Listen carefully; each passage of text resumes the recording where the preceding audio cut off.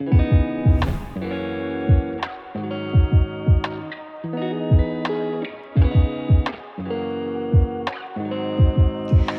à tous et bienvenue à La Chapelle en ligne. Je m'appelle Perrine et je fais partie de l'équipe La Chapelle.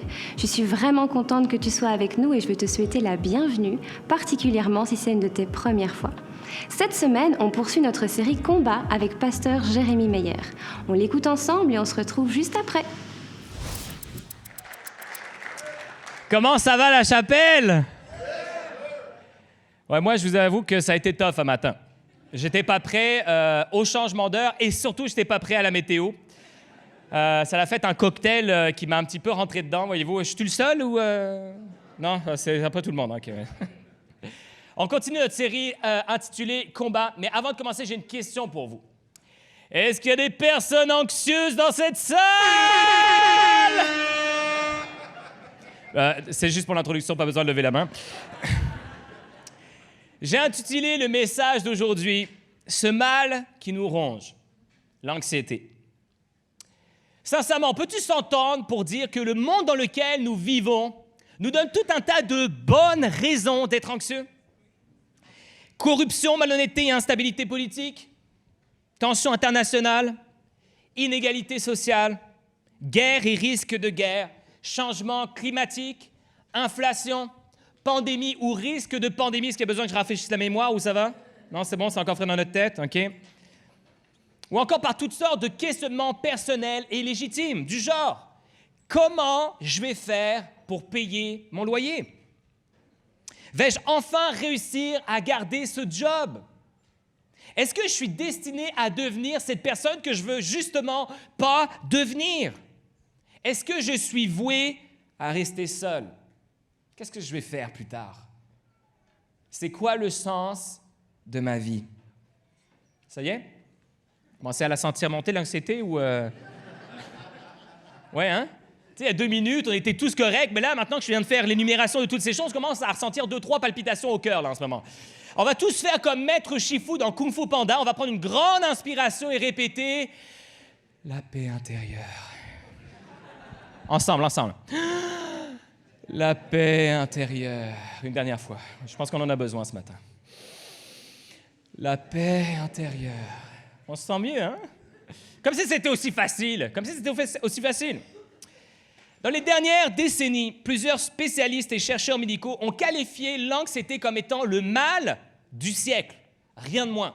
Et pour nous, en ce qui nous concerne dans cette série, peut-être le combat du siècle. Selon les estimations de l'OMS, les troubles anxieux touchent actuellement 4% de la population mondiale en 2019, avant la pandémie. Moi, ma théorie, c'est qu'ils ont arrêté les chiffres à ce moment-là parce qu'ils se sont dit, si on fait des chiffres pendant l'après-pandémie, on est foutus, les gars. 301 millions de personnes dans le monde en étaient atteintes, ce qui en fait la catégorie des troubles mentaux la plus répandue. Maintenant, c'est quoi au juste l'anxiété? Au XIIe et XIIIe siècle, le terme anxiété est déjà d'usage courant en médecine. Il vient du latin anxietas, qui signifie avoir une disposition naturelle à l'inquiétude.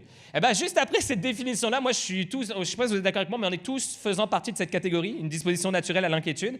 Okay, on est tous anxieux. Mais aujourd'hui, avec les différentes recherches qui ont été faites sur le sujet, on a une définition qui est plus précise et variée de ce qu'est l'anxiété. Selon l'Association des médecins psychiatres du Québec ainsi que l'INSERM, l'anxiété est définie comme étant une émotion désagréable qui combine des symptômes physiques et des pensées anxieuses. Les différents troubles anxieux se distinguent par ce qui déclenche l'anxiété ainsi que l'intensité et la durée des symptômes. On a décortiqué l'anxiété en 6 grandes catégories, dont la plus connue est le trouble d'anxiété généralisée. Trouble dans lequel la personne s'inquiète de tout, ou presque. Elle s'inquiète de sa santé, elle s'inquiète du futur, de ses relations, elle s'inquiète de ses finances, etc. Cette inquiétude sera démesurée et prendra beaucoup de place dans ses journées, au point que la personne, elle a de la misère littéralement à fonctionner. À cette étape-ci, avant d'aller plus loin dans le message, je voulais absolument qu'on soit tous OK avec 2 choses que je trouve très, très, très importantes de garder en tête. 2 choses hyper importantes. La première, toute anxiété ne se résout pas aussi simplement que par la prière. Je vais répéter. Toute anxiété ne se résout pas aussi simplement que par la prière. Parfois, l'aide médicale est nécessaire. Moi, j'ai des amis, disciples de Jésus-Christ, des hommes et des femmes qui aiment Jésus profondément, qui présentement, alors que je vous parle, sont sous médication pour lutter contre leur anxiété. Est-ce que ça fait d'eux des parias de la foi chrétienne? Non. Pourquoi? Parce que je crois, et j'ai vu à travers leur vie, que ça prend beaucoup de foi et d'humilité de dépendre de Dieu dans ces circonstances. Ça prend beaucoup de foi et d'humilité de dépendre de Dieu dans ces circonstances. La deuxième chose que je veux qu'on garde en tête, c'est que tous les maux que nous vivons ici-bas, physiques ou psychologiques, prennent racine à quelque part dans le spirituel. Et l'anxiété ne fait pas exception. Et c'est pourquoi il faut absolument qu'on fuit la tentation d'évacuer Dieu de l'équation. L'aide médicale, quelle qu'elle soit, ne devrait jamais exclure notre dépendance et notre soumission à Dieu. Jamais. Ce n'est pas parce que je prends une médication que je ne dois plus dépendre de Dieu. Ce n'est pas comme ça que ça marche. Il faut que tu continues à dépendre de lui, à te soumettre à lui. Maintenant que c'est dit, gardez ces deux choses-là en tête parce qu'elles sont importantes. J'aimerais qu'on lise ensemble un texte dans la parole de Dieu qui, je trouve, est déterminant sur le sujet de l'anxiété. C'est Matthieu chapitre 6, versets 24 à 34. Ce texte est juste une partie d'un sermon bien connu de Jésus que nous avons communément appelé le sermon sur la montagne. Je n'aurai pas le temps aujourd'hui de regarder le sermon au complet ou d'en faire une exégèse complète également, mais je veux qu'on garde en tête que la partie, donc le texte que nous allons lire ensemble, fait juste partie d'un tout qui est cohérent. Okay? C'est important que tu aies la vue d'ensemble de ce sermon-là. La conclusion de Christ à son propre sermon, la parabole du fou sur le sable et du sage sur le roc. Celui qui écoute ce que je dis et qui l'applique ressemble à un homme sensé qui a bâti sa maison sur le roc. Et le roc, ultimement parlant, c'est Jésus-Christ lui-même. La parole de Dieu incarnée, la parole de Dieu faite chair. Maintenant qu'on a ça en tête, voici le passage que j'aimerais qu'on lise ensemble. Nul ne peut être en même temps au service de deux maîtres, car ou bien il détestera l'un ou aimera l'autre, ou bien il sera dévoué au premier et méprisera le second. Vous ne pouvez pas servir en même temps Dieu et l'argent. Je fais juste une parenthèse en disant que souvent on a découpé ce morceau-là et ensuite après ça on a lu l'autre. Mais regarde ce qui suit. C'est pourquoi, il y a un lien entre les deux. C'est pourquoi, je vous dis, ne vous inquiétez pas. Répétez-le avec moi ce matin. Ne vous inquiétez pas en vous demandant qu'allons-nous manger ou boire? Avec quoi allons-nous nous habiller? La vie ne vaut-elle pas bien plus que la nourriture? Et le corps ne vaut-il pas bien plus que les vêtements?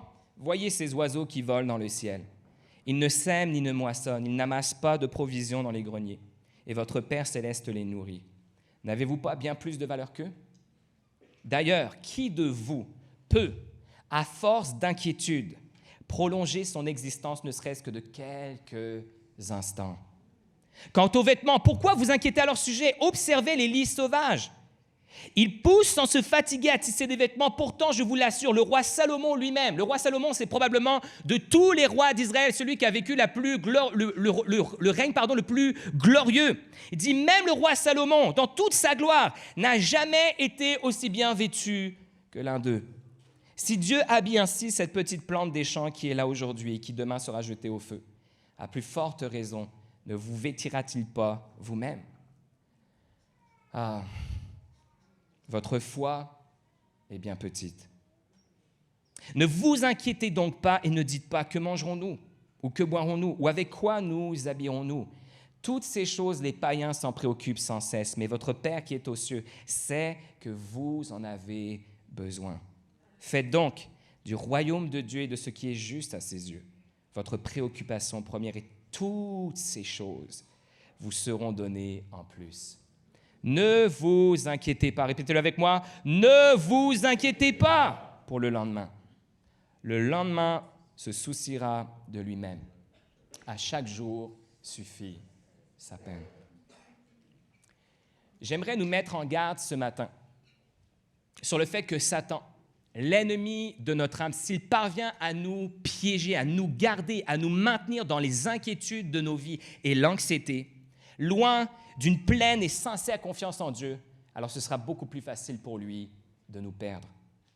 Car comme le déclare Screwtape, le démon de la fiction C.S. Lewis, intitulé « Tactique du diable », dans ce livre-là, C.S. Lewis prend la place d'un démon. Okay? C'est un peu bizarre, mais je vous dis, c'est écœurant comme livre, c'est incroyable. Et dans cette fiction-là, voici ce qu'il écrira. « Rien ne vaut l'incertitude et l'anxiété pour barricader l'esprit d'un homme contre l'ennemi. L'ennemi étant Dieu de la Bible, Jésus-Christ. Il désire que les hommes se préoccupent de ce qu'ils sont en train de faire. C'est notre affaire à nous, les démons, de les faire penser à ce qu'il pourrait leur arriver. » C'est fort, hein? Le mal, l'anxiété. Dans son sermon, Jésus rattache l'anxiété aux inquiétudes présentes, mais également à celles de l'avenir. Et ces inquiétudes sont surtout portées sur ce qui est matériel, le vêtement, le boire, le manger. Ajoutant que toutes ces choses, les païens s'en préoccupent sans cesse. Les païens, c'est les hommes et les femmes qui sont sans Dieu, mais que votre Père céleste sait que vous en avez besoin. Jésus va déclarer à 3 reprises, « Ne vous inquiétez pas. Ne soyez pas anxieux. » Le terme traduit par inquiet ou anxieux, dépendant des traductions bibliques, vient du grec mérimnao, qui signifie être inquiet ou être troublé par des soucis. Il est important de comprendre ici que Jésus n'exclut pas de son enseignement une préoccupation responsable de la vie. Ce n'est pas ce que Jésus est en train de faire, tel que prévoir un fonds de retraite, cotiser au régime d'assurance maladie en cas de besoin, travailler pour pourvoir aux besoins de sa famille et tout simplement jouir de la vie qu'il nous donne ou prendre une médication si on en a besoin. Non. Jésus se préoccupe de nos priorités. Dans ce texte-là, Jésus se préoccupe de nos priorités. Et la question de fond qui pourrait être en arrière de ce speech serait: qu'est-ce qui est vraiment important? Qu'est-ce qui est vraiment important? Qu'est-ce qui prime? De quoi est-ce que je devrais vraiment me soucier? Et si on est honnête, on ne se soucie pas vraiment toujours des bonnes choses. Hein? On ne se soucie pas des bonnes choses. Et même quand on se soucie des bonnes choses, des choses qui ont de l'importance, parfois on s'en soucie trop, de manière à ce que ces bonnes choses deviennent malsaines pour nous. Des fois, ça arrive. Je suis particulièrement et tristement fasciné par nos inquiétudes face à l'avenir, alors qu'entre nous, l'avenir, c'est un mirage. Prochaine série. Blague à part, je n'ai pas fait ça pour la prochaine série, mais c'est vrai. L'avenir est un mirage. Aucun d'entre nous ne connaît l'avenir, même s'il y en a qui essaient de te faire croire le contraire. Personne ne connaît l'avenir. Seul Dieu le connaît. L'avenir est un mirage. Qui dans la salle a déjà vu les films des Croods? Levez la main. Majoritairement des parents, comme je m'en doutais. Alors, c'est un dessin animé, les Croods, OK? Pour ceux qui ne l'ont pas vu, c'est très, très bon. Moi, je vous encourage à le regarder. Un dessin animé avec des personnages préhistoriques.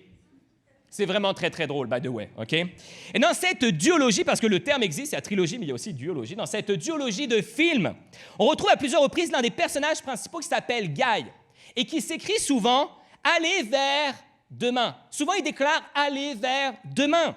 Dans son esprit, demain est comme un endroit mystérieux, mais mieux, meilleur qu'aujourd'hui. Alors, j'ai envie de dire que sur le papier, c'est bien joli tout ça, OK? Parce que dans les faits, c'est vrai. On se dirige tous vers demain, oui ou non? Oui, on se dirige tous vers demain. Mais j'aimerais vous suggérer qu'il y a 2 choses importantes qu'il ne faut pas qu'on oublie dans cette réalité-là. La première, c'est qu'alors que tu vas vers demain, n'oublie pas de saisir le moment présent. N'oublie pas de saisir le moment présent. La deuxième, il ne faut pas que tu oublies non plus dans ton orgueil que même si tu vas vers demain, tu ne peux pas savoir précisément à quoi il ressemble. Tu ne peux pas savoir à quoi il ressemble. Demain, Dieu peut prendre la décision de reprendre ma vie. Ma femme est là, elle se dit, mais qu'est-ce que tu racontes, celui-là? Mais c'est vrai. La vérité, c'est que c'est vrai, je ne sais pas de quoi sera fait demain. On a tous vécu des horreurs probablement dans nos familles, dans nos entourages. Moi, il y a quelques années, j'ai appris du jour au lendemain que j'ai un cousin qui a fait une chute d'une montagne et qui est décédé du jour au lendemain. Tu ne peux pas savoir de quoi demain sera fait.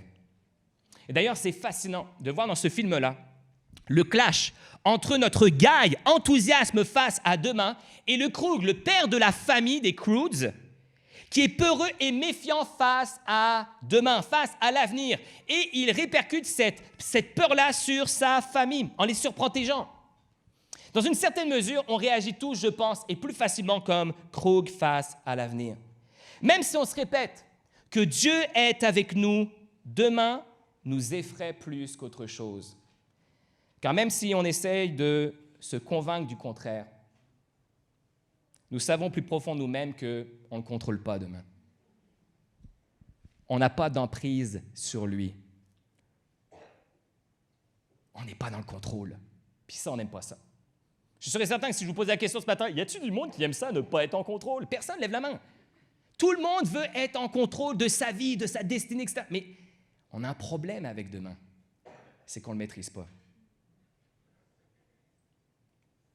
On espère qu'il sera tel qu'on l'a imaginé, ou meilleur que qu'est-ce qu'on a imaginé, mais dans les faits, la vérité, c'est qu'on ne sait pas à quoi il ressemblera. Et l'apôtre Jacques exprime parfaitement cette idée lorsqu'il écrira dans son épître. « Et maintenant, écoutez-moi, vous qui dites, aujourd'hui ou demain, nous irons dans telle ville, nous y passerons une année, nous y ferons des affaires et nous gagnerons de l'argent. Savez-vous ce que demain vous réserve? Qu'est-ce que votre vie? Une brume légère, visible quelques instants et qui se dissipe bien vite. » Waouh! Belle perspective de la vie, hein? Voici ce que vous devriez dire. Si le Seigneur le veut, nous vivrons et nous ferons ceci ou cela. Mais en réalité, vous mettez votre orgueil dans vos projets, présomptueux. Tout orgueil de ce genre est mauvais. Et déjà qu'on a de la misère à saisir le moment présent, on peut-tu s'entendre sur le fait qu'on va avoir vraiment, vraiment du mal à maîtriser notre avenir? On a déjà de la misère à maîtriser, à saisir, le moment présent. Alors attention, je ne suis pas du tout en train de dire ici qu'on n'a pas le droit de penser à demain, qu'on n'a pas le droit de faire des plans pour demain et de tenter au mieux de prévoir une trajectoire de notre vie pour nous permettre de prendre les bonnes décisions aujourd'hui. Ce n'est pas du tout de ça que je suis en train de parler.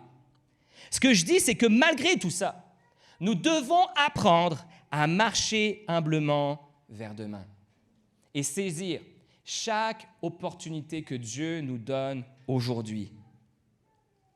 C'est ça que je suis en train de dire. Saisir le moment présent. Et comme l'a si bien dit Maître Oogway dans Kung Fu Panda, le passé est derrière, demain est un mystère, aujourd'hui est un cadeau et c'est pourquoi nous l'appelons le présent. Alléluia. Est-ce que je peux entendre un amen là-dessus? J'en reviens pas qu'on dise amen à Maître Oogway. Hey, by the way, guys, je suis pasteur jeunesse, OK? C'est normal que mes rêves soient, autrement que mes références bibliques, soient des dessins animés, OK? Alors, ne me regardez pas avec des yeux comme ça. Ceci étant dit, attention au mirage de l'avenir. Satan essaiera coûte que coûte de te garder piégé dans ce mirage. Et pour citer une nouvelle fois C.S. Lewis dans son personnage démoniaque fictif, oui, nous voulons une génération qui soit perpétuellement à la poursuite d'un mirage. C'est un démon qui parle, hein? Qui ne soit jamais honnête ni aimable, ni satisfaite de son sort actuel, mais utilisant chaque vrai cadeau du présent comme simple combustible sur l'autel du futur. Ce gars-là, c'est un génie. Je vais la relire. Oui, nous voulons une génération qui soit perpétuellement à la poursuite d'un mirage, qui ne soit jamais honnête ni aimable, ni satisfaite de son sort actuel, mais utilisant chaque vrai cadeau du présent comme simple combustible sur l'autel du futur. Ce que Satan veut faire, là, c'est t'empêcher de saisir le moment présent. Parce que le moment présent, c'est ce que tu as.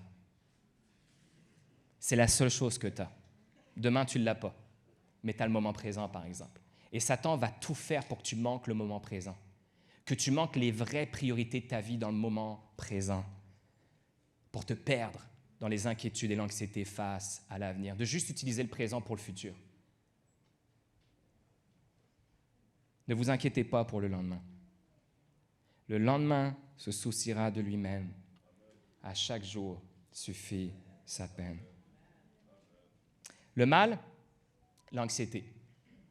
Le remède, la foi. Et Jésus n'est pas mitigé ou ambigu sur le vrai problème de nos inquiétudes. Est-ce que tu as remarqué? Jésus, il n'est pas ambigu, il ne sait pas trop ce qu'il dit. Non, il sait très bien ce qu'il dit. « Ah, votre foi est bien petite. » Verset 30. Ajoutant que ce sont précisément les personnes sans foi qui s'inquiètent de choses telles que le vêtement, le boire, le manger et même l'avenir. Richard Thomas France écrira dans son commentaire que pour Matthieu, donc celui qui a écrit l'évangile de Matthieu, jusque-là ça va? La foi est une confiance très pratique dans la sollicitude et la puissance du Père et de Jésus. Écoutez bien, l'anxiété est son contraire. Les païens se préoccupent avant tout de leurs besoins matériels. Ces hommes sans Dieu n'ont aucune connaissance d'un Père céleste et n'ont donc aucun remède à l'anxiété et au matérialisme qui en découle dans leur vision des choses. Et c'est pourquoi l'apôtre Paul, dans Éphésiens chapitre 6, nous encourage à saisir en toutes circonstances. Pas juste une fois de temps en temps quand ça nous plaît, non. En toutes circonstances, quoi? Le bouclier de la foi. La foi comme d'un bouclier avec lequel vous pourrez éteindre toutes les flèches enflammées du diable. La foi possède des applications beaucoup plus larges que le simple combat de nos inquiétudes. C'est beaucoup plus large que ça. En fait, la foi est un élément crucial de l'armure que Dieu met à notre disposition, car il nous protège de la plus menaçante de toutes les armes du diable contre nous, les flèches qui nous atteignent directement et personnellement. Les flèches qui nous atteignent directement et personnellement. Satan sait de quel côté tu penches. Il sait de quel côté tu penches. Il sait quoi faire pour te faire tomber. Nomme-les. Mensonge de la tentation, mensonge de l'accusation, mensonge de l'intimidation. Et là, c'est très large ce que je dis. Mais dans ta vie, ça va s'incarner de manière très, très précise, comme une flèche enflammée. Et Satan sait exactement quoi faire pour t'atteindre. Et c'est pourquoi ce n'est pas juste une game que tu dois juste jouer une fois de temps en temps. C'est à toute occasion que tu dois te saisir du bouclier de la foi. Parce que si jamais tu ne le gardes pas là et tu le baisses à un moment donné, qu'est-ce que tu penses qui va arriver? Les flèches vont t'atteindre. Le bouclier, il faut que tu le tiennes fermement en toute occasion pour que le diable ne puisse pas t'atteindre avec ses traits enflammés. Bibliquement, il existe plusieurs façons de comprendre, de définir la foi. Hébreux 11 en est un exemple. Mais voici, moi, la définition que j'aimerais nous suggérer ce matin face au combat de l'anxiété. La foi, c'est faire confiance à Dieu dans sa provision et sa souveraineté à travers le brouillard et les méandres de nos vies. Je vais répéter. La foi, c'est faire confiance à Dieu dans sa provision et sa souveraineté à travers le brouillard et les méandres de nos vies. Et cette foi, elle va nécessiter de notre part plusieurs choses. Une confiance aveugle face à l'incertitude. L'avenir, le mirage, c'est incertain, mais il faut que tu fasses confiance à Dieu pour demain.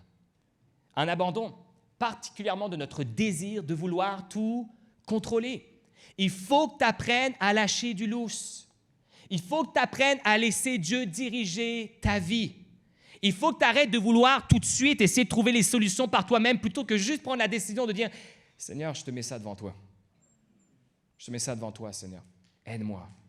Aide-moi. » Ça va nécessiter de nous aussi une humilité profonde, une soumission totale et de faire du royaume de Dieu et de ce qui est juste à ses yeux notre préoccupation première, sachant que Dieu, dans l'action de notre foi, qui, by the way, n'est pas une action passive. Tu fais pas juste rester assis sur ton divan. La foi engage un pas de foi. Il faut que tu fasses un pas de foi. C'est pas juste d'attendre les bras croisés à rien faire que Dieu fasse quelque chose pour toi. Il y a quelque chose que tu peux faire. Je n'ai pas la réponse à cette question-là.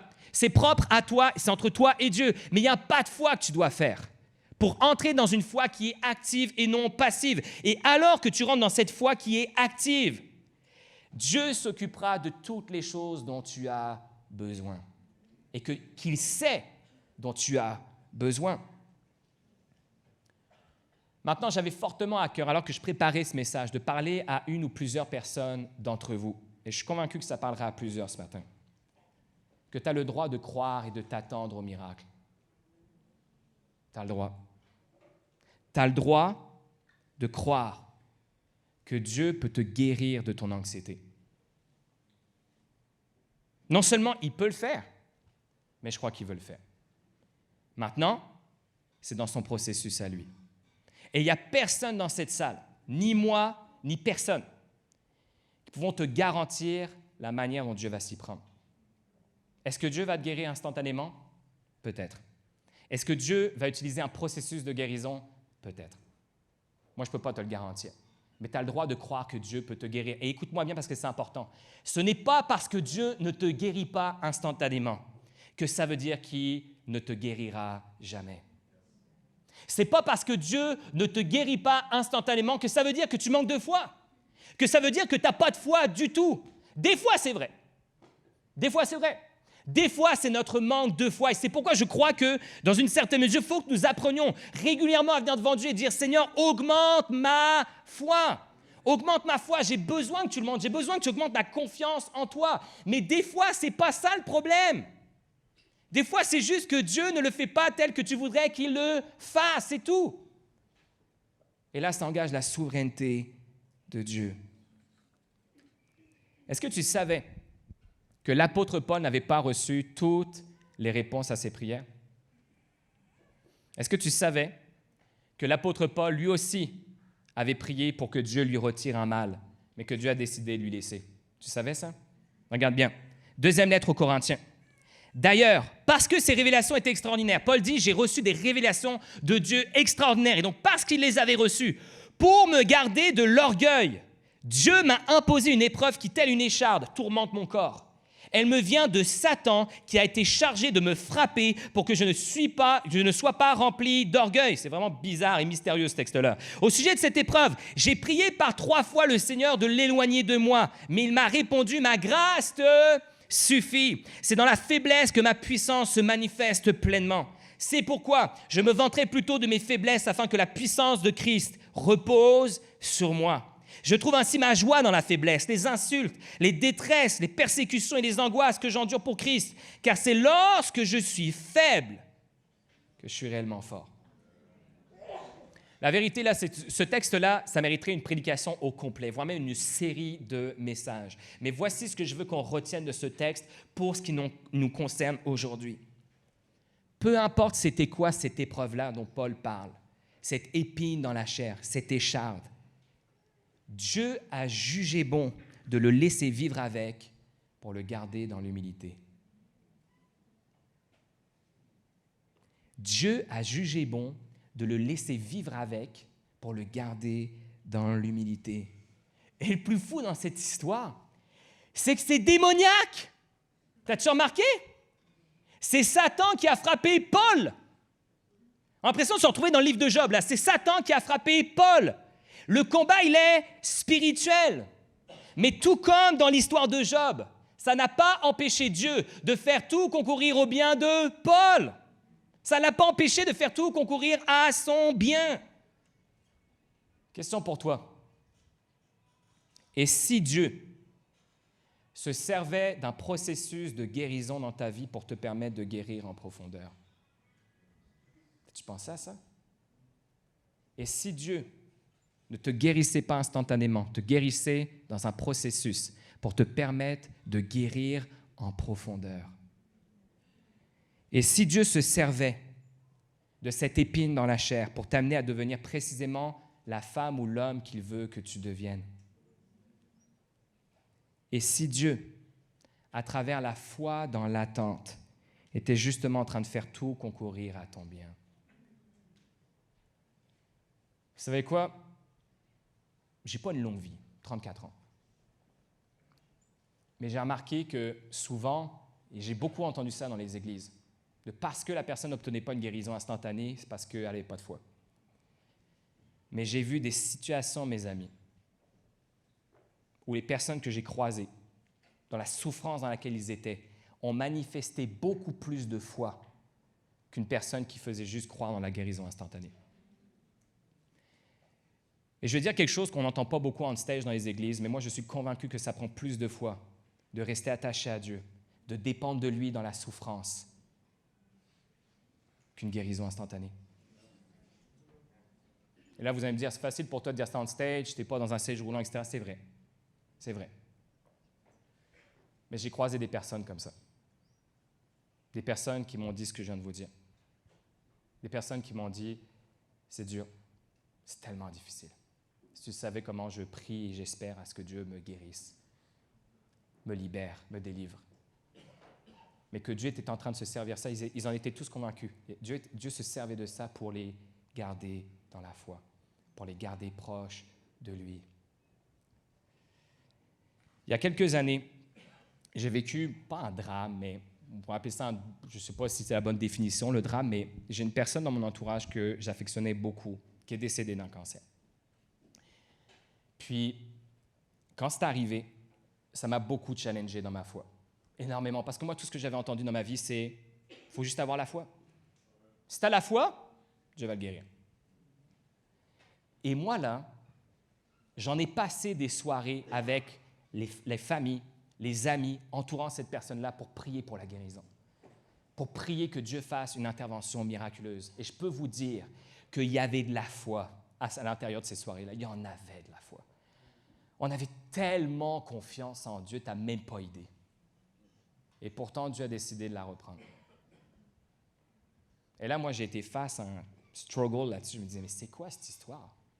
Comment ça se fait? C'est-tu moi? C'est-tu nous? On avait-tu finalement assez de foi? Pas assez de foi? Et là, j'ai commencé à lire un livre qui s'intitule « Dieu va-t-il me guérir ?» de Ronald Doone. Et à un moment donné, dans ce livre-là, il relate une visite qu'il fait à un de ses amis qui est malade de plusieurs maladies qui le font terriblement souffrir. Et les médecins sont convaincus qu'il va décéder. Et en plus de ça, ça va être sous peu de temps. Et alors qu'ils évoquaient ensemble la question de la souffrance, ils échangèrent ces mots. Ronald Doone lui dit « De toute évidence, nous voulons tous les deux dire que la finalité principale de la souffrance est de glorifier Dieu. Mais penses-tu que Dieu soit glorifié en ne te guérissant pas? Penses-tu qu'au contraire, il ne le serait pas bien davantage s'il te guérissait maintenant et totalement? » Manley Bisley, son ami, lui répondit ceci. C'est une bonne question. Un jour, j'ai senti que le Seigneur me disait « Je peux te guérir si tu le veux, ou je peux te laisser dans cet état. Pour te laisser dans cet état, il faudra que tu comptes sur moi chaque jour pour le reste de ta vie. » J'ai fait le choix délibéré de me reposer sur le Seigneur chaque jour, car j'ai senti que s'il me guérissait sur le champ, tous ces événements feraient bientôt partie du passé et s'estomperaient progressivement dans mon esprit. Alors que si je devais compter sur lui chaque jour, il resterait toujours nouveau et tangible pour moi. Nouveau et tangible. Accepter que Dieu se serve de notre souffrance, de nos combats, pour nous amener à devenir exactement ceux et celles qu'il veut que nous soyons. Ou juste être libérés de la souffrance pour ne plus souffrir. Bonne question, hein? Accepter que Dieu utilise nos combats, nos souffrances pour nous amener à devenir toujours plus comme lui. Ou juste être libérés de notre souffrance pour ne plus souffrir. Prenant le risque que peut-être finalement on s'éloigne de lui, que peut-être finalement on ne soit pas guéri en profondeur.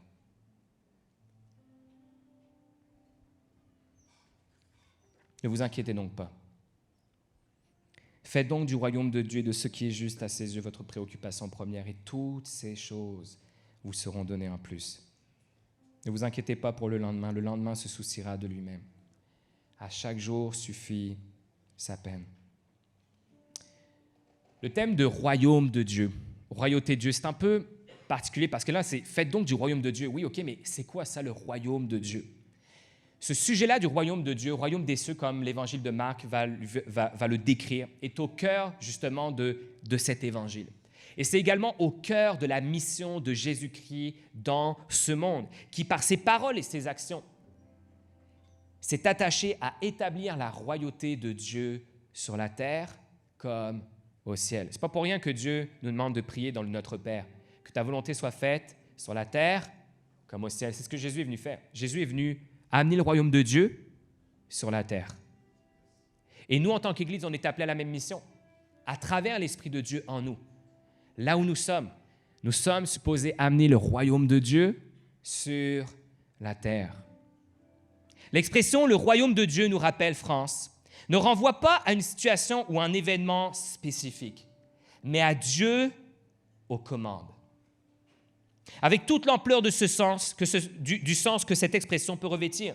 Lorsque Jésus dit à ses disciples de chercher son royaume, il leur dit de mettre Dieu en premier, sans leur prescrire une ligne d'action spécifique. Ce point culminant positif montre clairement que l'appel du Christ à ne pas s'inquiéter ne prescrit pas un optimisme irresponsable, ni une acceptation fataliste du statu quo, pas plus qu'il ne décrit le corps et ses préoccupations comme étant sordides et indignes de notre attention.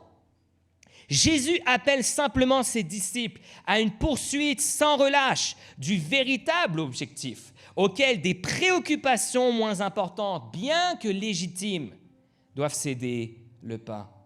Et il assure à ceux qui le suivent que s'ils s'occupent de ce qui est prioritaire, Dieu s'occupera du reste. Et ce reste-là, ça peut être une guérison pour toi. Ça peut être une délivrance pour toi. Mais ça peut être aussi « ma grâce te suffit ».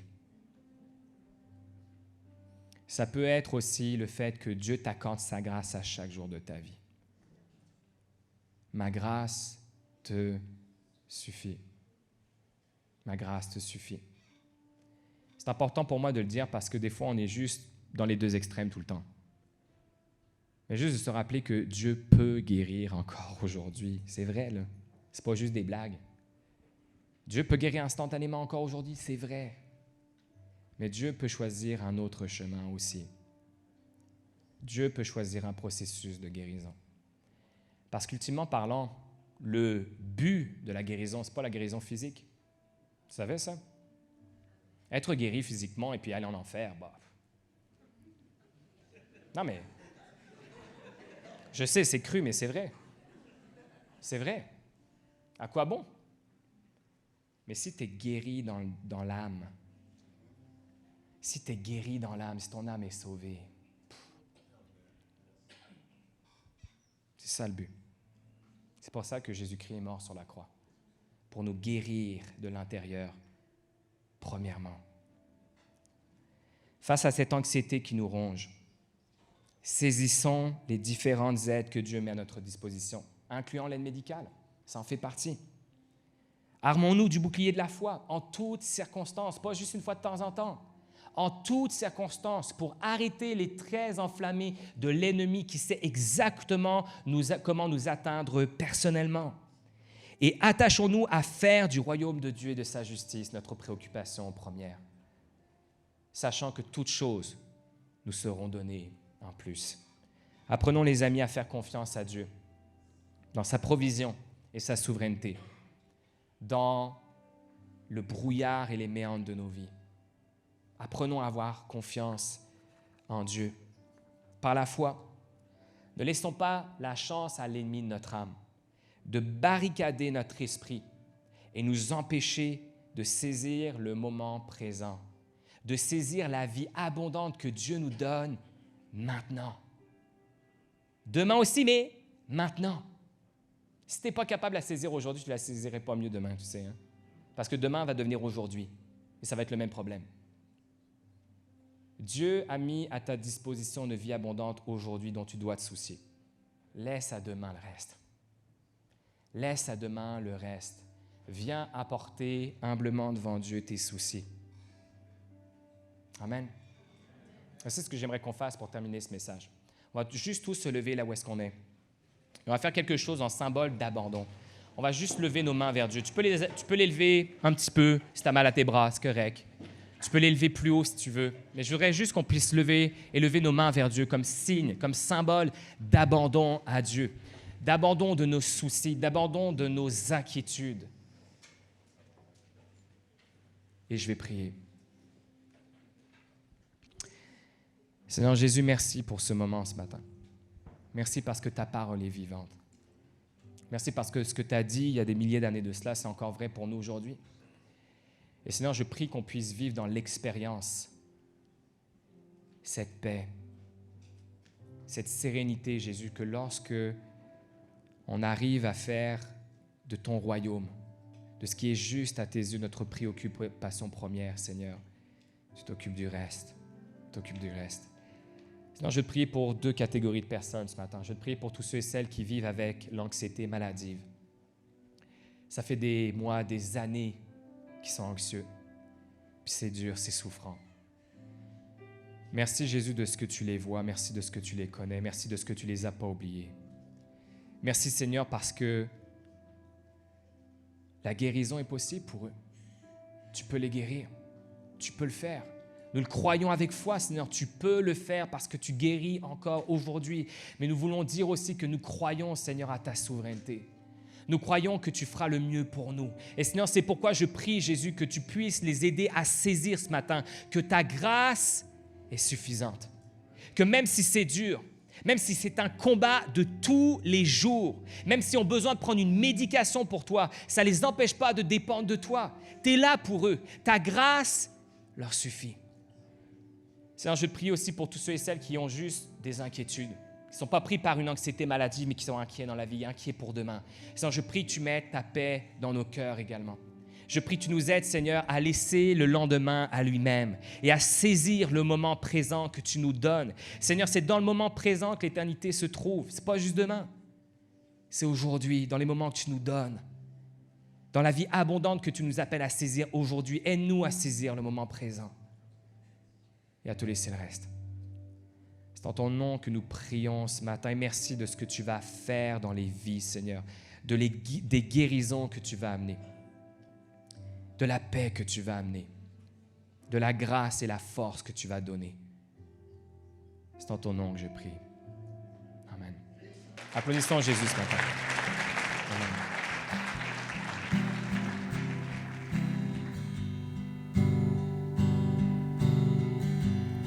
Si la lune me glace et le soleil menace, Créateur des étoiles, mon secours est en toi. Si mes larmes ruissellent et que mon pas chancelle, Créateur de la terre, mon secours est en toi.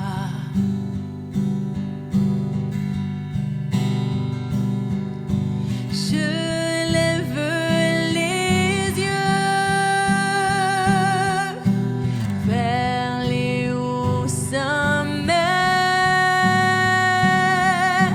Toi seul est mon Dieu.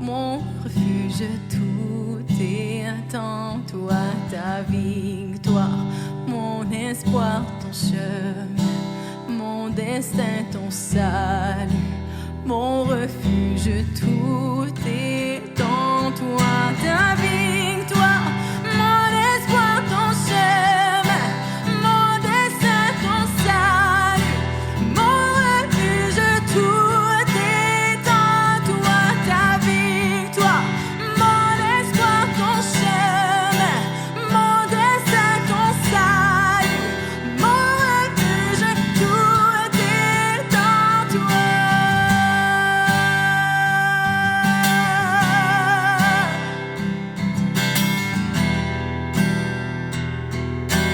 Tout est en toi.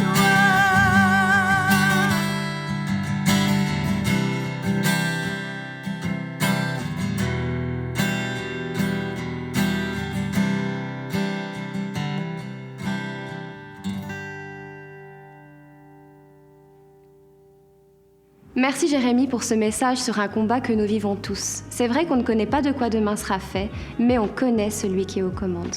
Mettons notre confiance en celui qui sera là avec nous dans les épreuves et les difficultés. Si tu veux continuer à vivre la communauté de l'Église en ligne, tu peux le faire en te joignant à l'after demain à midi. Tu trouveras le lien pour te connecter sur notre site web. Il y aura des baptêmes à Montréal le 21 avril prochain. À la chapelle, on organise des baptêmes d'eau régulièrement pour ceux et celles qui considèrent la chapelle comme leur église et qui désirent faire ce pas de foi. Si tu souhaites te faire baptiser et que tu es de la région de Montréal, rends-toi sur notre site web pour remplir le formulaire à cet effet. Le 31 mars prochain, nous allons célébrer Pâques dans toutes nos chapelles. À la chapelle Montréal à Rosemont, il y aura 3 réunions, à 9h, à 11h30 et à 14h. Au Myland, il y aura 2 réunions à 17h et à 19h dans nos lieux de rencontre habituels. Et à la chapelle Gatineau, il y aura une réunion à 10h à la salle du collège Saint-Alexandre. On espère que tu pourras venir célébrer avec nous. Pour plus d'informations, consulte notre site web à lachapelle.me/Pâques. Merci à tous ceux qui donnent semaine après semaine. C'est grâce à vos dons qu'on peut vivre l'Église en ligne ou en personne, mais qu'on peut aussi réaliser les différents projets de J'aime ma ville. Tu peux faire un don via l'appli ou sur le site web. Merci d'avoir été avec nous aujourd'hui. La semaine prochaine, on se retrouve pour entendre un message de pasteur David Potier. N'oublie pas l'after demain à midi. Et sinon, on se retrouve dimanche prochain en personne ou en ligne. Bonne semaine!